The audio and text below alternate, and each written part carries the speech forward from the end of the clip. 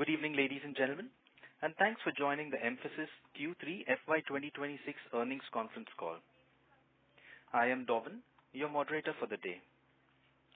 We have with us today Mr. Nitin Rakesh, CEO of Mphasis, Mr. Arvind Vishwanathan, CFO, and Mr. Vinay Kalingara, Head of Investor Relations. As a reminder, there is a webcast link in the call invite mail that the Mphasis management team will be referring to today. The same presentation is also available on the Mphasis website www.mphasis.com in the investor section under financial and filing, as well as on both the BSE and NSE websites.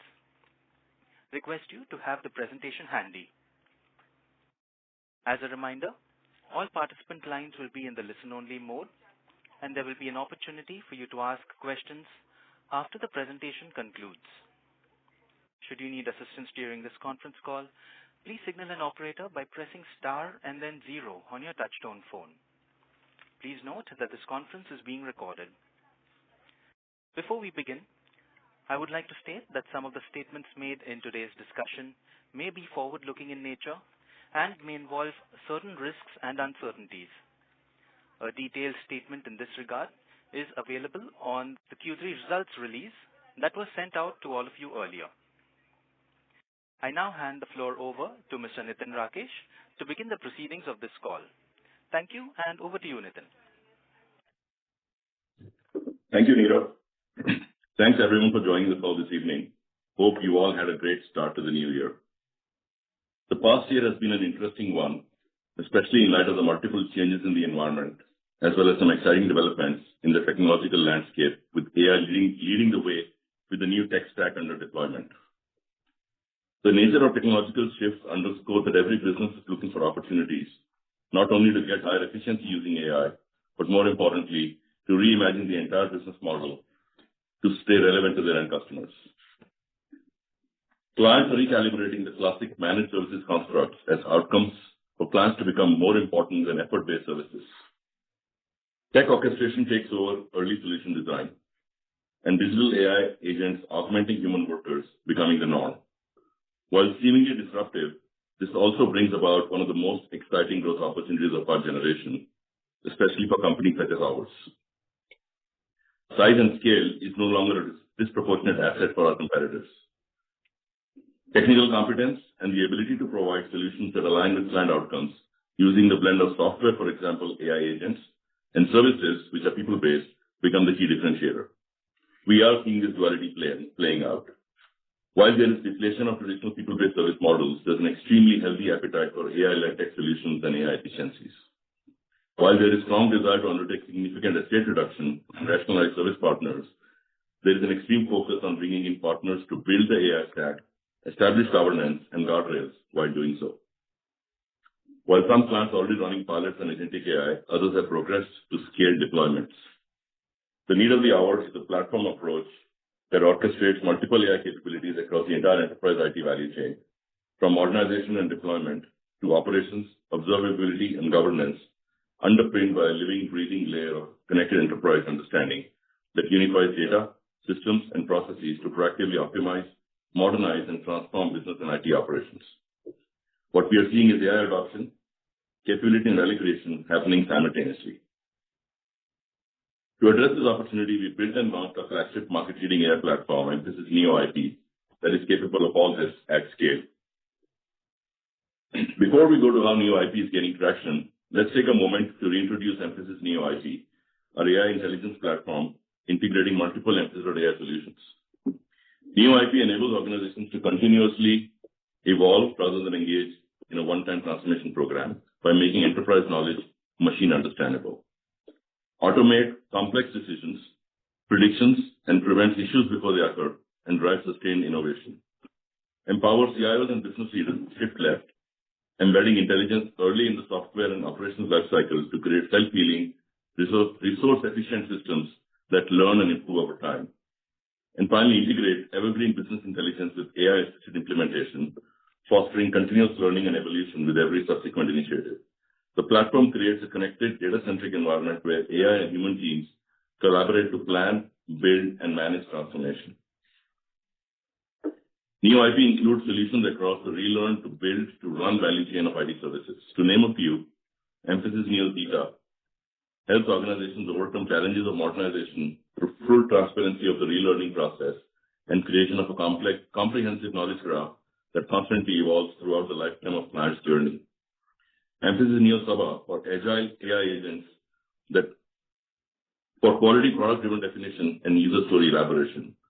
Mphasis Neo Rhina for discovery and creation of target state architectures. Neo Crux for orchestration of AI-driven code generation and quality automation. And Mphasis AI Ops for integrated operations, including proactive incident prediction, root cause analysis, and self-healing automation based on deep system observability. The entire Neo IP suite is supported by business, operations, engineering, and governance agents, and are also supported by Ontosphere, which creates the critical enterprise intelligence encoded with contextual knowledge based on domain ontologies.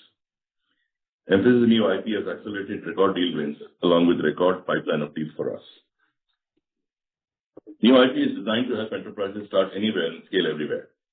Whether a client begins by modernizing legacy estates, transforming IT operations, scaling cloud and infrastructure, accelerating application development, or rewiring core business operations, every entry point intentionally converges onto a unified agentic fabric. This is what allows Neo IP to accelerate and expand enterprise value rather than creating isolated point solutions. Three core principles differentiate Neo IP. Start anywhere, converge in one fabric. Clients can begin with their most urgent need, IT operations, application development, cloud transformation, or any other such burning platforms, and seamlessly expand into a connected enterprise-wide agentic estate without replatforming. Second, enterprise knowledge as a foundation. Ontosphere engine encodes institutional knowledge, enabling agents to operate with deep context, not just prompts. This drives precision, consistency, and trust at scale. And third, plug and play within the ecosystem. Neo IP is architected for interoperability with hyperscalers like AWS, Azure, and GCP, with AI infrastructure partners including NVIDIA, and with existing enterprise applications and partner ecosystems. We're already seeing this play out in the market quite nicely. Whether it's a large financial services institution, a global insurer, multinational investment firm, clients begin from very different entry points, yet all expand towards the same unified fabric. And as they do, the platform naturally becomes more sticky, increases wallet share, and enhances margin leverage. With Neo IP, enterprise don't have to choose the right starting point. They simply start, and every path leads to scalable, connected solution, all the while compounding value.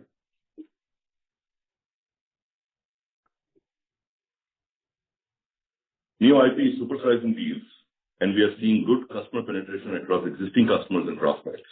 To give you a sense of traction, our customer set leveraging the Neo IP platform represents clients that contribute more than 50% of our company revenue. It's been 12 months since we first spoke about how the AI thesis is playing out, especially in helping expand the total addressable market for Mphasis, primarily through these four drivers. We want to give you some concrete indicators of our traction on our agentic platform-based approach. Our LTM TCV has doubled in the last 4 quarters. Our modernization pipeline, which was the first AI archetype out of the gate, is still one of our key archetypes, up 4x. Our large deal pipeline has been supersized and climbed 2x. In summary, pipeline, differentiation, and hence TCV all speak to the efficacy of our platform, especially driving this to some of our top clients in the ecosystem. Since the launch of Mphasis.ai, pipeline has grown 2.5x. We currently have the largest ever deal pipeline and have strong TCV wins in this quarter as well, led by large deals. Despite strong TCV conversions over the last 3 quarters, we continue to add deals to the pipeline, which is now 69% AI-led. It is no surprise that AI is supercharging the pipeline, which has grown 66% year-over-year. BFS pipeline is up 98% YOY, and non-BFS pipeline up 44% YOY. Large deal pipeline is up 91% year-over-year. AI-led modernization continues to be a big theme, as you can see on the chart. The strong growth in the pipeline provides further visibility to sustaining our momentum in deal wins. We continue to see high share of proactive deal wins as we stay largely focused on deal making and infusing a Neo IP platform into opportunities. Net new TCV wins for the quarter were at $428 million. We won 4 large deals in Q3. And of the 4 large deals, 2 were over $50 million deals. On the back of our AI-led propositions, our LTM TCV has doubled and now stands at $2.1 billion. Our TCV to revenue conversion pace has remained steady as well. Moving to performance by segment, we continue to push for revenue growth, which is anchored in our strong client mining model and tech-led offerings. Q3 FY26 revenue came in at $451 million, with an annualized run rate of $1.8 billion plus. Despite seasonality effect, revenues grew 1.5% sequentially and 7.4% year-over-year in constant currency terms. Our direct business contributed approximately 98% of overall revenue for the quarter. We expect the pace of revenue and deal conversion to remain strong, propelled by the savings-led transformation team. Growth momentum in direct remains strong as well. Direct revenue for the quarter increased 1.9% sequentially and 9.6% year-over-year in Q3 in constant currency terms. Our anchor geography, the U.S., grew 1.4% sequentially and 10.8% YOY in direct, driven by ramp-ups in recent large deals. Growth momentum continues in the EMEA region, with a sequential growth of 3.9% in constant currency in Q3 FY26. Rest of the world grew 5% sequentially and 17.4% year-over-year in constant currency terms of the direct business.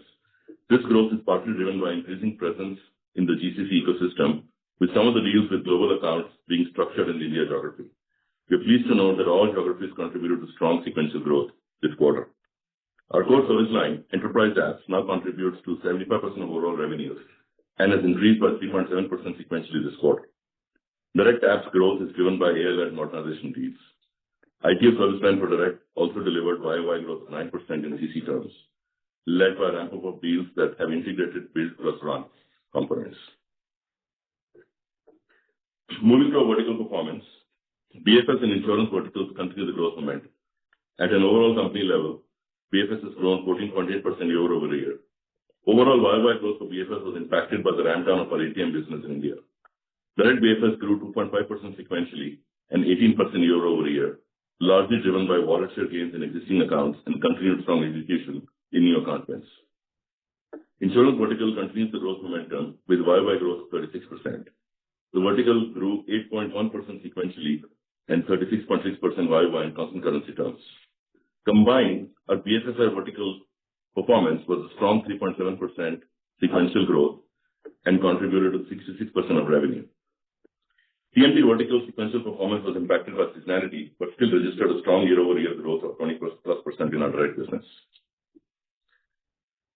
At a portfolio level, our performance is in line with our expectations. Our client pyramid continues to improve, especially across the middle of the pyramid. On a YOY basis, we've added one client in a $100 million plus CAD bucket, one client in the $75 million plus bucket, three clients in $50 million plus bucket, and three clients in the $20 million plus categories respectively. Our client pyramid improvement is driven by wallet share gains in existing accounts, led by a strong account mining approach and large deal wins and successful ramp-ups in new accounts as well.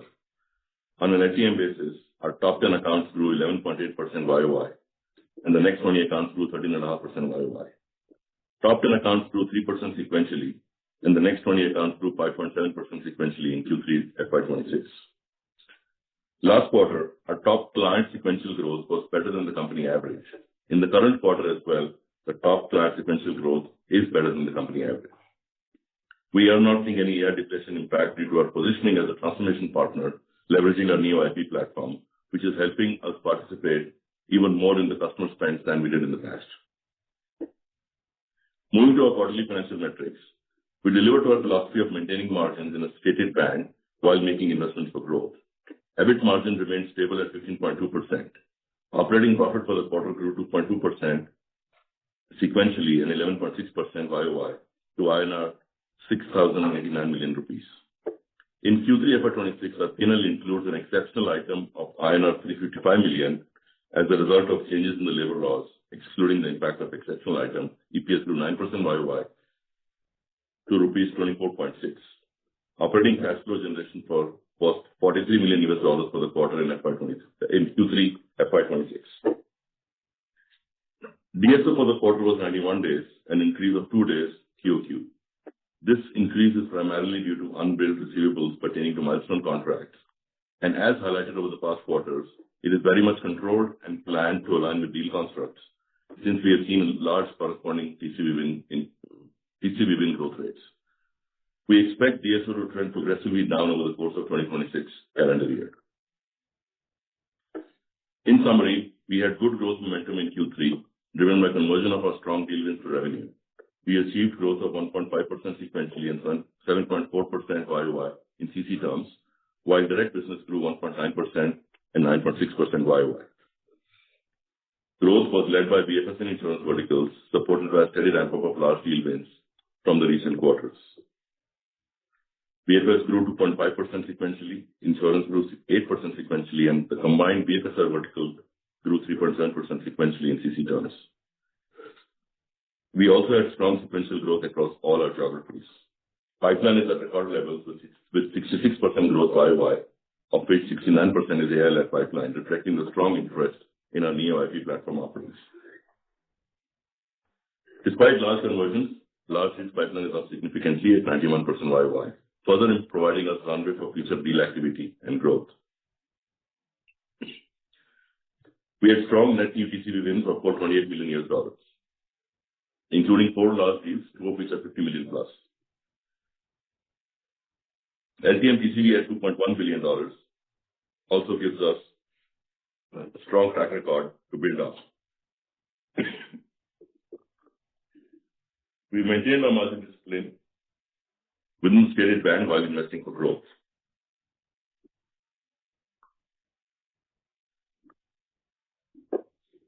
We will continue our sustained steady conversion of pipeline to TCV and TCV to revenue. We expect to be greater than 2x of industry growth on the back of our last 9 months' performance and the strong direct correlation between TCV and revenue that's been building back up. We will continue our ramp-up of large deals in the upcoming quarters, and as such, we are maintaining our EBIT margin within the band of 14.75 to 15.75. With that, let's open it up for questions, moderator. Thank you very much. We will now begin the question and answer session. Anyone who wishes to ask a question may press star and 1 on their touchtone telephone. If you wish to withdraw yourself from the question queue, you may press star and 2.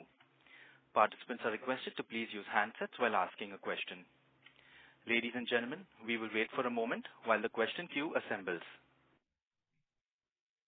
Our first question is from the line of Nitin Padmanabhan from Investec. Please go ahead. Hi, good evening. Wishing you a very happy new year and congrats on a strong start. I had 3 questions.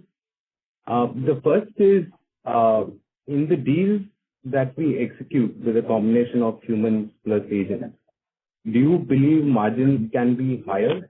And when you think about this longer term, do you think competition eats that away or that sort of sustains? So that's the first maybe hypothetical and conceptual question.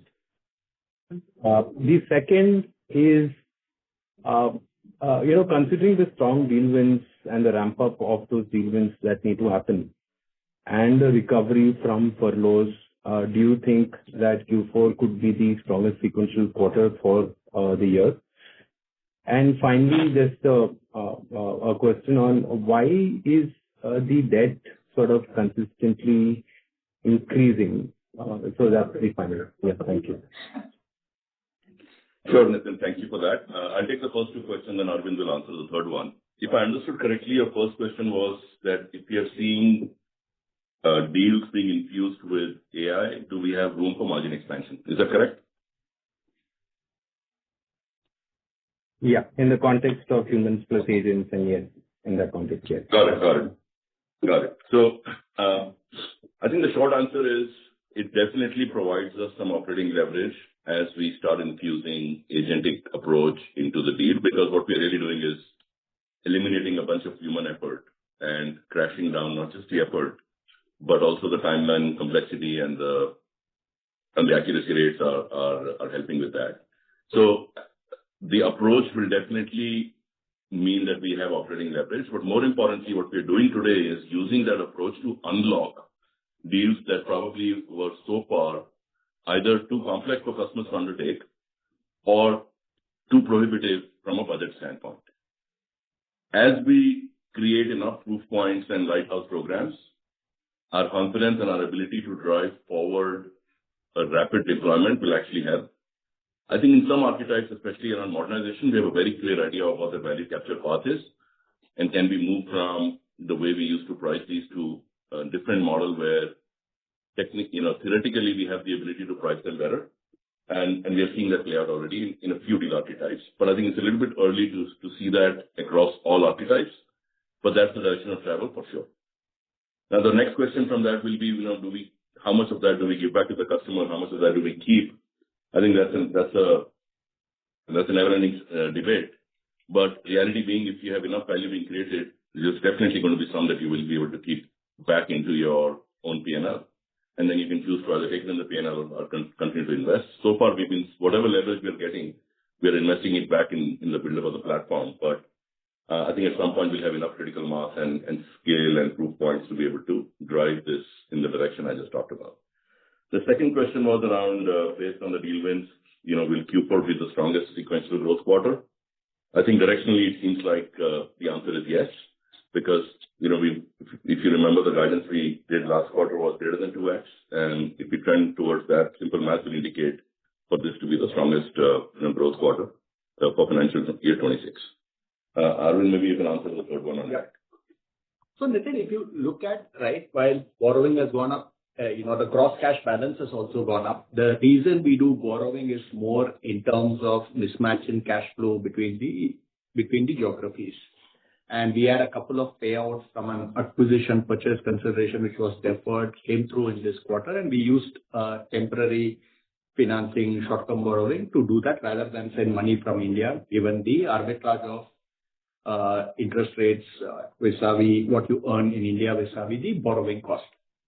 So that's the only reason for the borrowing, and it will keep moving up and down. We've seen kind of similar levels 4 quarters or 6 quarters back. We keep coming down and up. So that's what I would say. It's not a trend per se.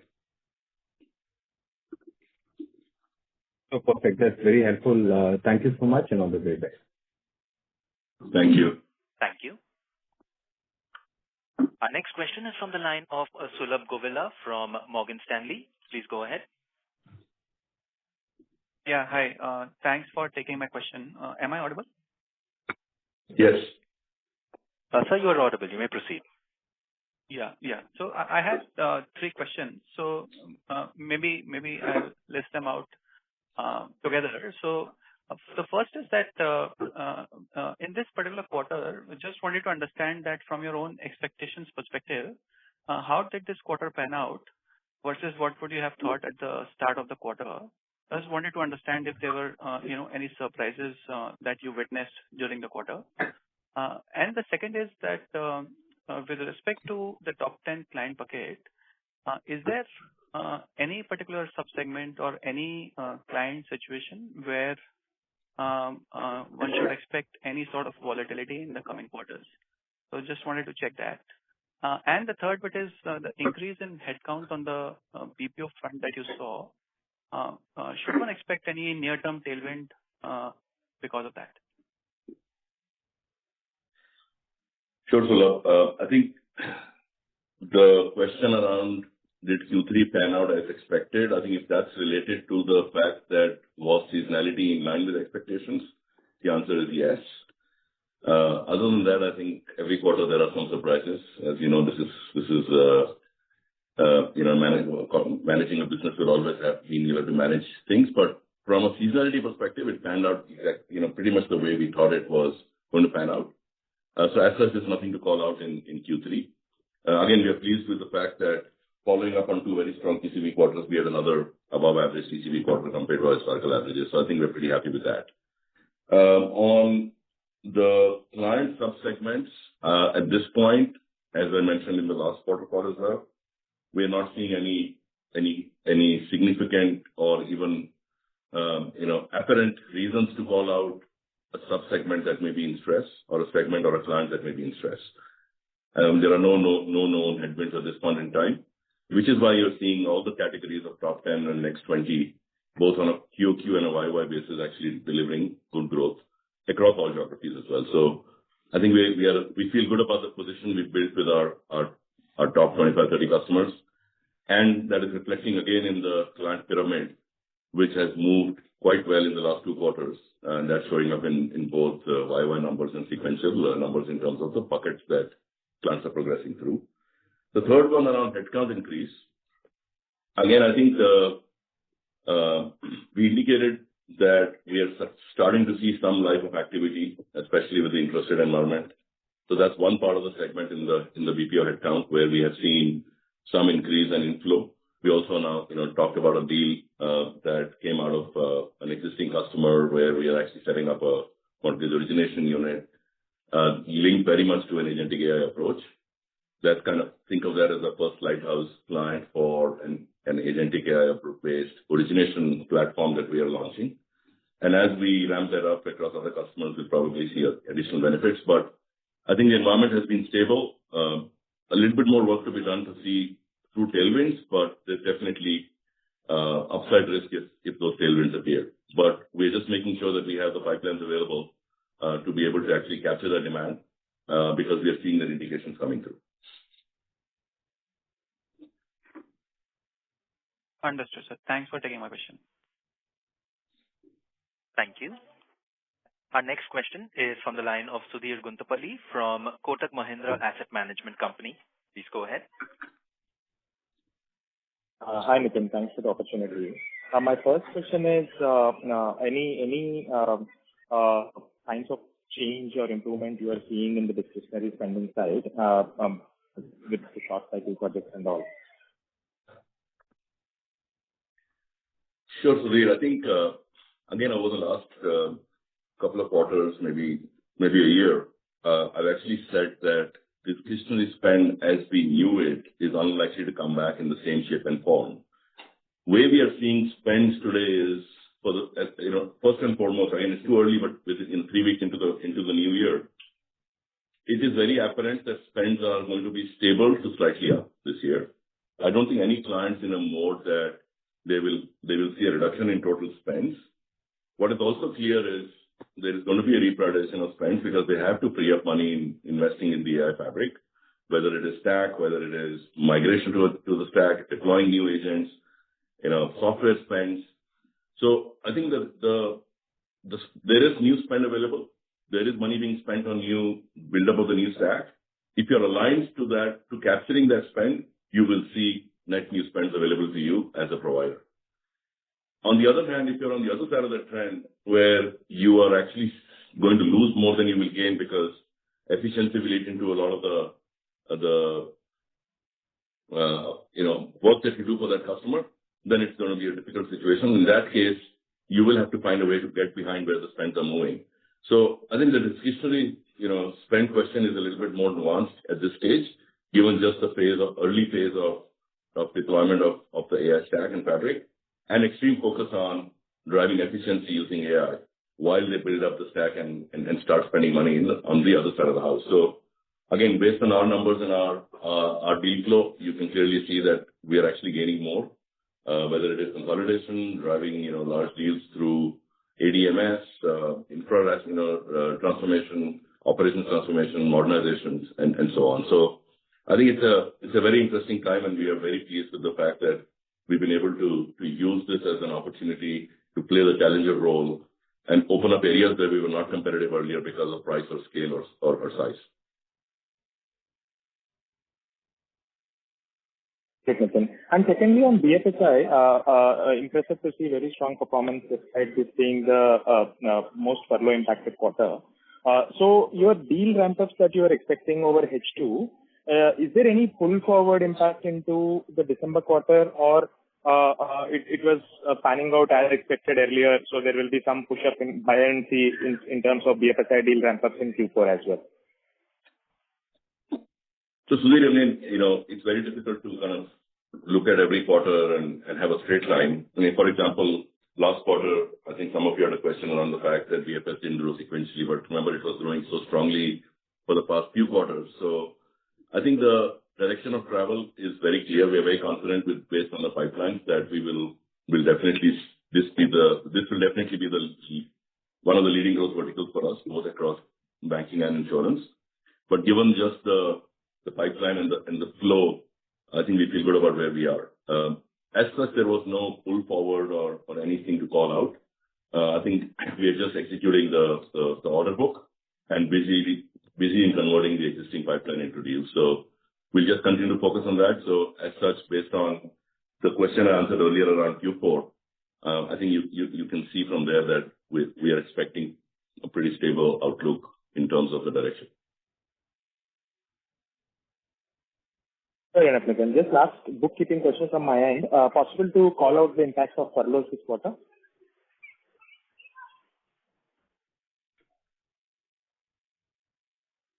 I think it's best we don't call out the exact impact, because I think then the assumption that if the furlough was X, then it'll be, added back to the line as is, because that's not how the reality works. I think we'll have to just manage it. We'll have to just make sure that we are able to maximize whatever opportunity we have in Q4. Fair enough, Nitin. Thank you and all the very best. Thank you.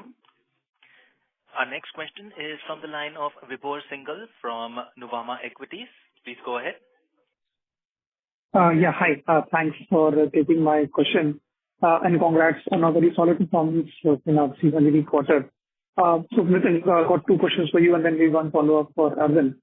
I think Nitin, over the past, let's say 3-4 quarters, our BFSI vertical has stood very tall despite, let's say, some hiccups in other verticals. I know your presentation mentions that we've been winning a lot of basically wallet share gains and also new wins in accounts.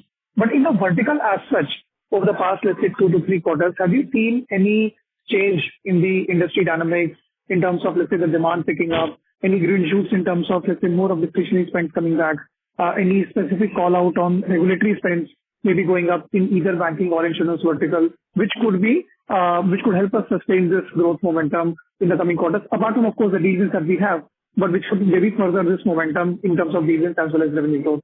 And after that, if you can answer that, I'll have a follow-up after that. Yeah, no, I think that's a fair question. So it's fair to say that we were probably the first ones to call out growth in BFS. Actually, almost 6 or 7 quarters ago, we called for a bottoming in that business once we saw the macro environment getting stable. And then, of course, in the last 4 or 5 quarters, we've seen some strong growth coming out of BFS and now insurance in the last couple of quarters.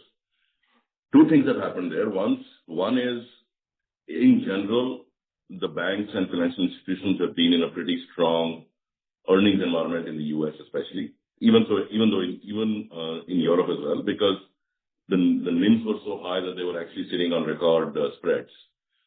So that at least kept at a macro level, kept a lot of the, short-term cost-cutting pressures away. Of course, they were very diligent with the spend, so it's not like the spending, faucet was on. And second, the regulatory environment and the deal-making environment has been pretty strong in the last 12 months and is expected to be strong this year as well, whether it is M&A activity, IPO activity, and that has a direct impact on bank earnings and in just the regulatory environment. Third, banks in general are early adopters of all new tech trends. And we are starting to see some significant programs, some significant, numbers being outlaid.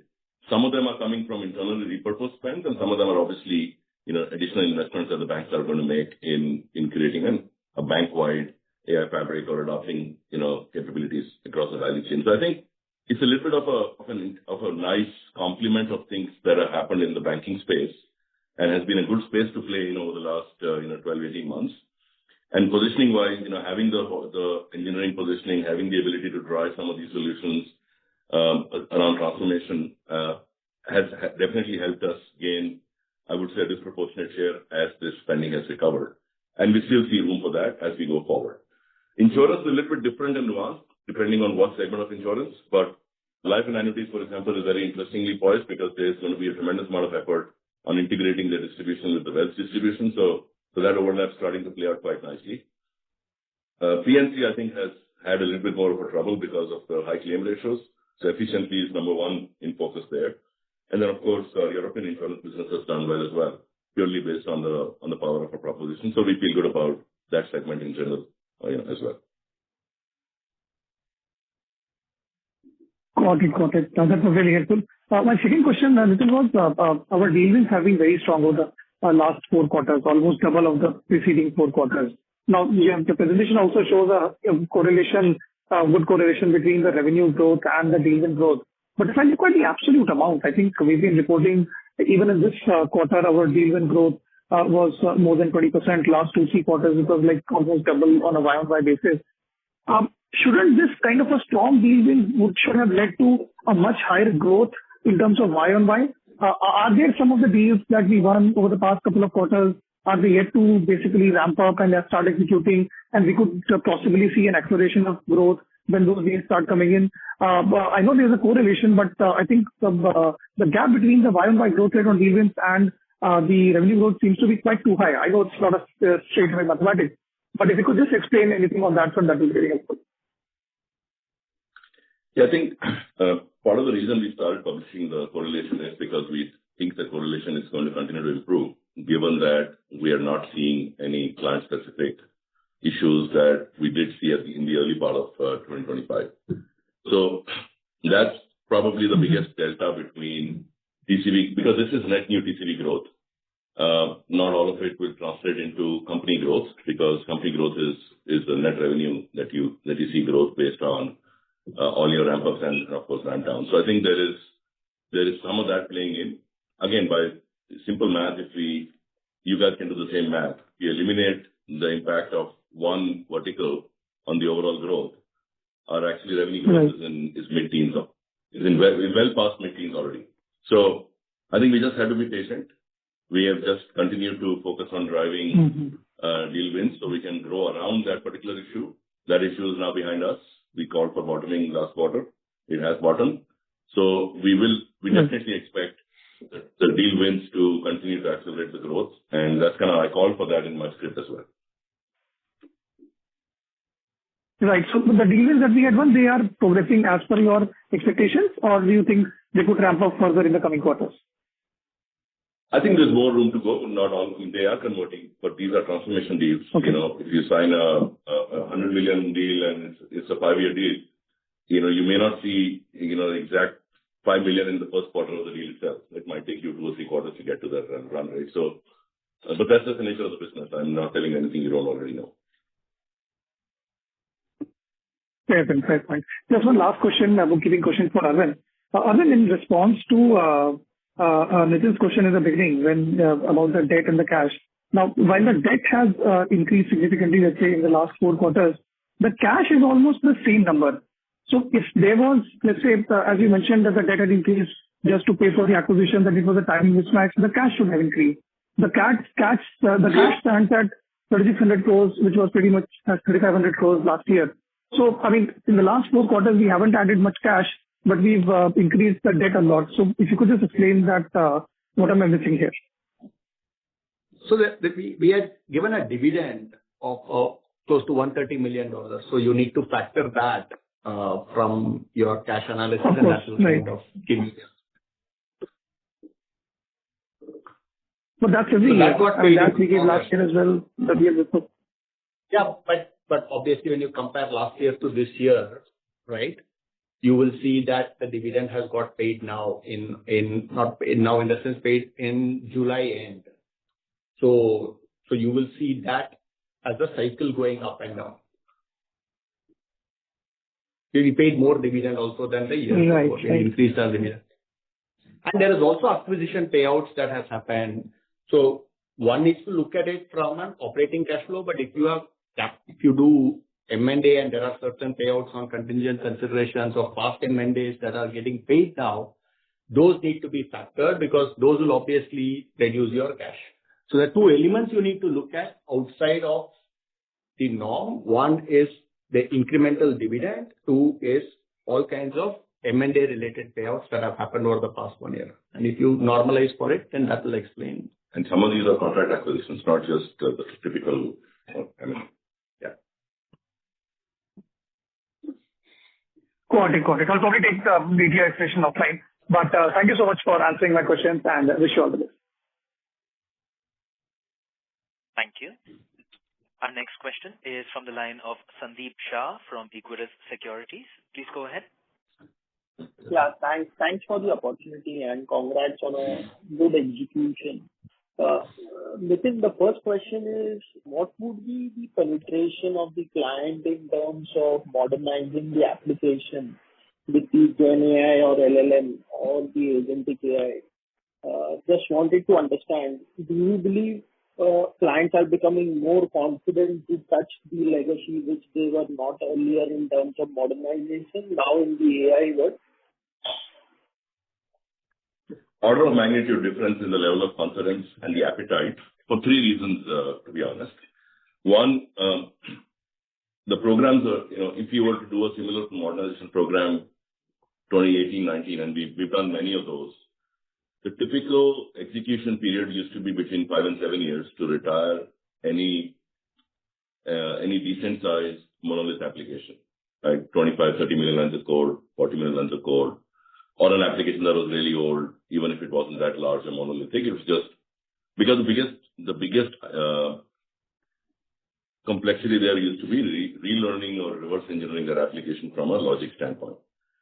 And the second big impediment obviously was that if you're going to deliver this application back in 5 years, 7 years, the risk is too high. It's like a black box, modernization program. You probably won't see any new benefits for the first 3 years or so. And of course, it's expensive. So complexity, time, and cost were all three big impediments. With the approaches that are now being proposed, clients have undertaken significant amount of, early adoption work, tested it, validated it, we're still doing it, set it up inside of their production environment, done minimum viable programs to see if that works, take 1 million lines of code and, parse it and see whether we're getting the right accuracy. Does it work in my integrated, ecosystem? Can it work with my stack? Yes, it works with Java. Does it work with COBOL? Does it work with TPF? So there are multiple different, nuances to it, but in general, I think the appetite for doing these deals is probably up an order of magnitude. We are seeing it up 4x in our own pipeline in the last 1 year. And that's definitely opening up a lot of conversations for some really large programs. Now, of course, we have to also be diligent because these are complex programs. You don't get paid when you sell, you get paid when you deliver.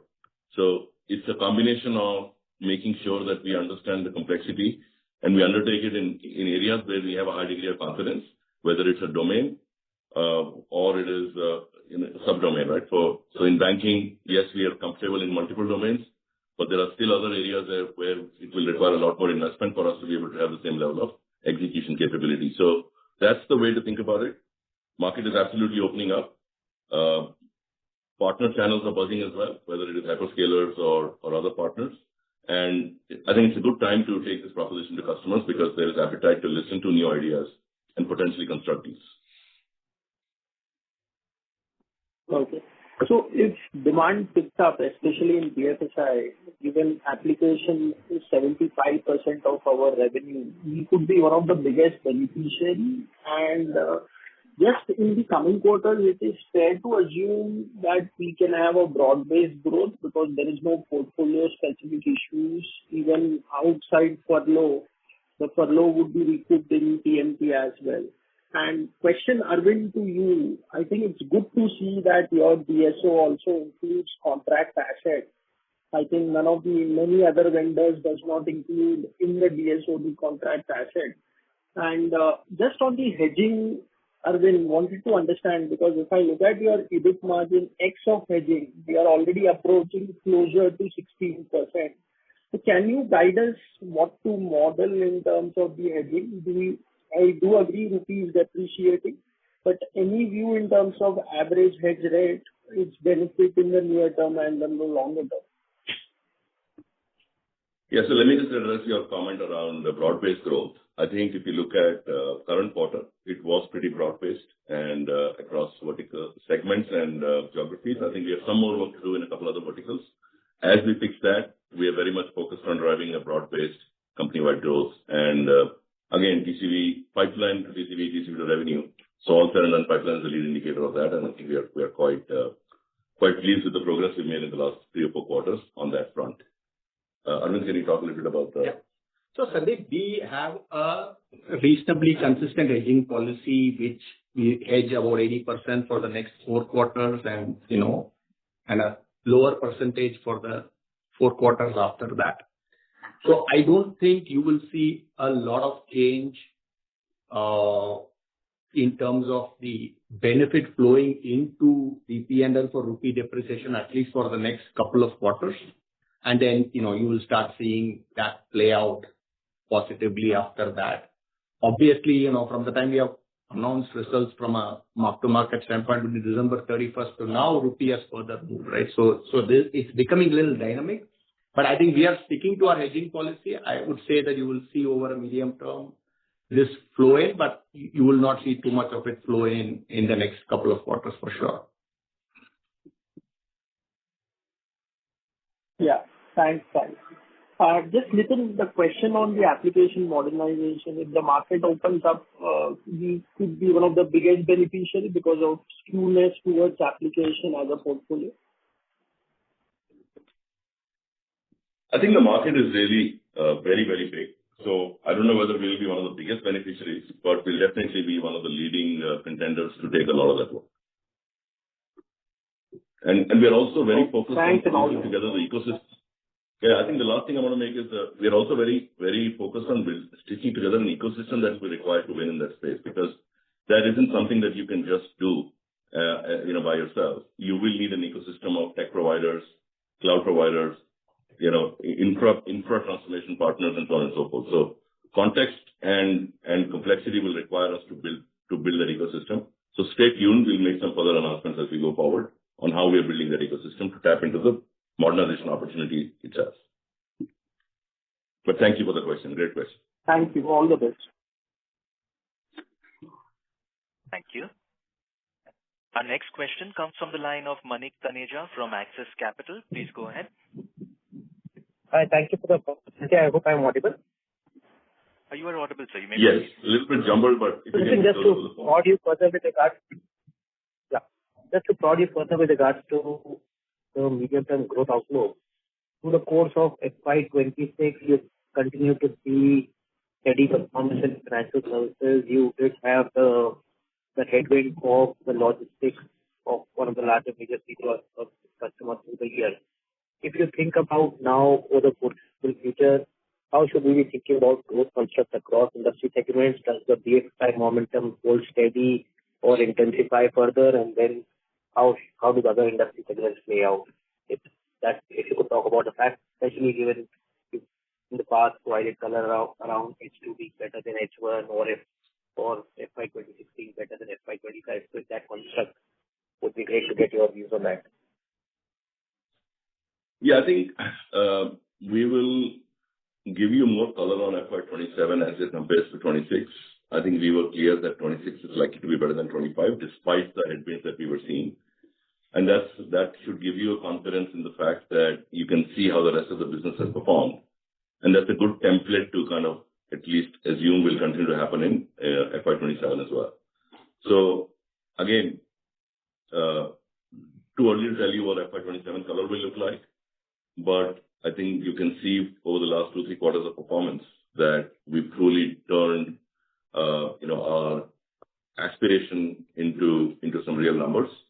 And we continue to focus on conversion of all that sits in the pipeline that we can convert. And hopefully, if we can do that in the first half of 27, FY27, then obviously that sets us up really well for the full year as well, just like we did in the first half of FY26. So I think fair to assume that the template that we have for working for the last 3 quarters is the one that will continue to lean on for the next 5-6 quarters as well. Great. Thank you and all the best. Thank you. Our next question comes from the line of Girish Pai from BOB Capital Markets Limited. Please go ahead. Yeah, thanks for the opportunity. Nitin and Arvind, just wanted to understand the investments in your AI platforms. What exactly are you doing? Is it OPEX or is it CAPEX? Is it capitalized? And I've seen that between March 2025 and 31st of December 2025, there's been some incremental growth in the intangibles part, and there is a significant growth in other assets. So can you just explain these 2-3 things? Yeah, I think it's fair to assume that the AI strategy is centering on, intelligently orchestrating through our own platform, multiple, third-party systems, integrating LLMs, proprietary solutions, and third-party assets. So while there is a build component to what we are doing, large part of the build component will actually running through our OpEx. But in some cases, when we do have to, integrate some third-party assets, or we need to buy some third-party platforms to integrate in, some of that will definitely get capitalized. And I think we talked about that in the October earnings call as well. And maybe, Arvind, you can expand on the second part of the question. So that is the reason why, we had this as an intangible under development as of September 30th. And then when we launched the platforms on end of October, we realized it, and that's getting, charged off to P&L over a period of time. You would have also seen a little bit of a bump in the CapEx line item on the cash flow, which also pertains to this. We have some to go. But a large portion of that, CapEx has also kind of got paid out, right? On the other aspects, there are multiple elements to it, right? And we have had a lot of discussion on it between Q1 and Q2, largely around the large deals that we have made upfront investments, and also in the nature of contract assets, where as we shift to more fixed price projects, the unbilled in fixed price projects come under contract assets till customer delivery. And we said that would kind of wind down, and you've seen that in our DSO slide, right? As we get more and more customers milestone approval. So that's a big answer. Not much movement on that line item in Q3 vis-a-vis Q2. So this, frankly, a lot of bump up that happened in Q1 and a bit in Q2 on the back of some of the large deals that we won. Okay. Just on earn-out provisions, I think you said that some of the cash went into paying for some of the acquisitions you've done in the past. Just want to understand, over the last 12 to 24 months, have there been any write-back of provisions that you would have made earlier? No. Because not some of these acquisitions didn't No. Not in the last 6 quarters, for sure. Okay, last question, Nitin. The Trump administration is saying that they're going to buy back about $200 billion or asking, I think, the GSEs to buy out $200 billion of mortgage-backed securities. Are you seeing any difference that it would make to the mortgage business of ours? I think that's a in a way an alternate mechanism to bring down interest rates and provide more liquidity into the funding markets. If that happens, the volume will pick up. If the volume picks up, we will benefit. And other than that, I don't see how it will directly have any correlation to our business. But if the net impact is increase in volumes, increase in home buying activity, and lower interest rates, then definitely will benefit. Okay, thank you. Thank you. Ladies and gentlemen, we will now take our last question from the line of Rahul Jain from Dolat Capital. Please go ahead.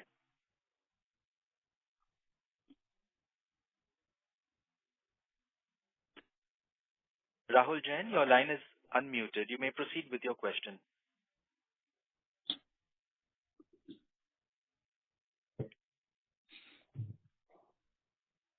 Hello? Yes, please go ahead. Yeah, sorry for that. So my question is, regarding this reprioritization of spend that you mentioned earlier, if you could highlight 2-3 factors which you think we have, which put us like on the right side of the spectrum on this. Of course, your deal win is a big testimony to that, but I'm asking about the same on a more sustainable basis that would ensure that we are on the right side on a more sustainable basis beyond the current 1 year and so on. And secondly, with this positioning and deal win, is it safer to assume that our growth rate from an actual perspective could be meaningfully better than what we have logged in Q3? Yeah, I think I'll give you the first answer. The second one, a little bit more nuanced. We'll talk more about it in the April call when we have a clearer visibility on FY27. But again, I answered that quite a bit in the sense that the model that is working, the framework of growth, the puts and takes, and despite the puts and takes, our direct business is trending to double digit in Q3, potentially, giving you a sense of what the template of growth is likely to be for the future. On the question around reprioritization, if you think about any enterprise now 3 years and change after the launch of one of the most successful consumer AI products called ChatGPT, significant work has happened at every enterprise in understanding what this means to an enterprise, what kind of proof of concepts and experimentations that have been done, identification of areas where this can be implemented. And now they're in a mode where, again, different phases for different types of customers in different industries, but they're generally in a mode where this has been beginning to become real inside of an enterprise. This has top-down focus. And the easiest, way to adopt this at scale is to effectively use it to drive efficiency, because you don't necessarily need human labor to the extent you did to do the same tasks. You can upskill people and move them to higher value-added or revenue-generating tasks. Now, if you put that in context of our industry, squeeze the run, feed the change is the model that has not failed since the digital era. Because you want to be able to automate existing tasks. You want to be able to shift left and eliminate manual operations. Right? We saw that with standalone testing 10 years ago. And we're now starting to see that with areas where you still had eyes on glass, humans monitoring queues, waiting for an incident, and the whole ITSM, IT operations, production assurance model was incident-based. In cyber, as we have seen,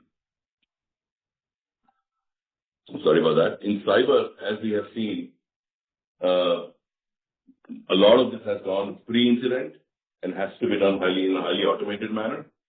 So we are starting to see something very similar play out in the entire ITSM value chain and the IT ops value chain. So if you had a very large run book, production assurance, monitoring, or production support operation, either on applications or on infrastructure, that I think is where you will see a lot of efficiency being demanded by customers. And that's what I meant by being on the right side of the trend. Structurally, for us, because we are taking an AI-first approach, we are using AI ops to lead in. We are actually opening that opportunity set for us because we didn't claim that earlier, because we weren't really very efficient in the lowest per ticket or per unit cost pricing model, because we didn't have the scale in that business. And neither did we want to be in that business because it was a people-centric. You needed people in tier 2, tier 3, tier 4 locations to keep the costs low. So that's just the way to think about what this reprioritization means.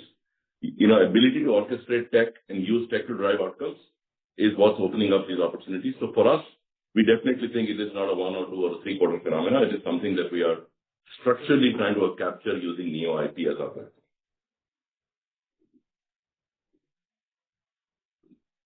Yeah, that's pretty helpful. Just one extension to the comment you have made. So from a purely client spend perspective, do you think that the current trend could be that the spend might go up because you are moving into a current way of doing things to a different way of doing things as you articulated?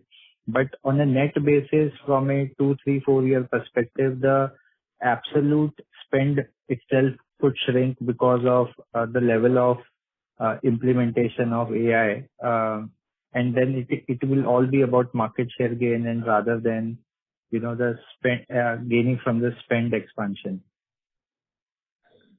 Yeah, I don't see a scenario where clients will spend less on tech. I think, if anything, their spend on tech versus spend on people will be in favor of spend on tech. Got it. Then it's up to us to decide how to play in that ecosystem. Yeah. All right. Thank you. Thank you. I now hand the conference over to Mr. Nitin Rakesh for closing comments. Over to you, sir. Thank you, operator. I think, in closing, all I'll say is, while strong plans matter, disciplined execution is defining success for us. This new year is not about just setting goals. It's about delivering results, building momentum, and strengthening our position in a rapidly changing world. I've never been this excited or worked harder to drive results, and I wish you all a happy 2026 and look forward to seeing you all in the next quarter call. Thank you. Thank you. On behalf of Mphasis Ltd, that concludes this conference. If you have any further questions, please reach out to Mphasis Investor Relations at investor.relations@mphasis.com. Thank you for joining us. You may now disconnect your lines.